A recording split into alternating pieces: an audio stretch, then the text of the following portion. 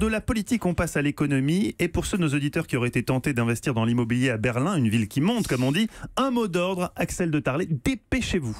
Oui, parce que les Berlinois en ont assez de cette hausse des prix, plus 120% là, l'immobilier depuis 2004. Donc ce qui fait que les jeunes... Plus 120%? Oui, alors ça fait... oui, de 2004. Oui, donc ça fait que les prix ont doublé, quoi, un peu plus que doublé.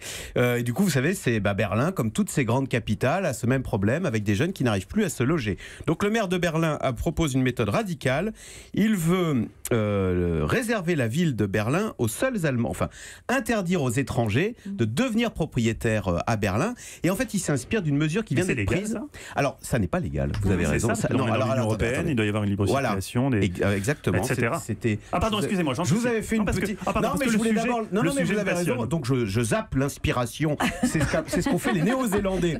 Mais vous avez cet été, les Néo-Zélandais ont réservé leur immobilier aux seuls Néo-Zélandais. Mais vous avez raison, ils ne sont pas dans l'Union européenne. Dans l'Union européenne, il y a la libre circulation des biens et des personnes, et donc on ne peut pas le faire.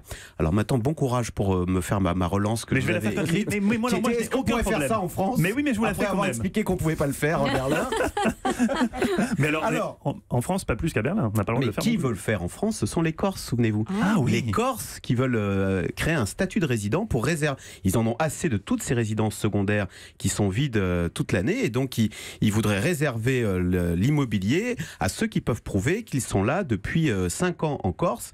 Alors Emmanuel Macron a expliqué que c'était pas possible parce que ça avait été une requête en février dernier formulée auprès du président, qui avait dit que il fallait pour cela changer la Constitution. Alors on peut toujours le faire, et puis ce serait compliqué vis-à-vis de l'Union européenne puisqu'il y a cette libre circulation des biens et des capitaux.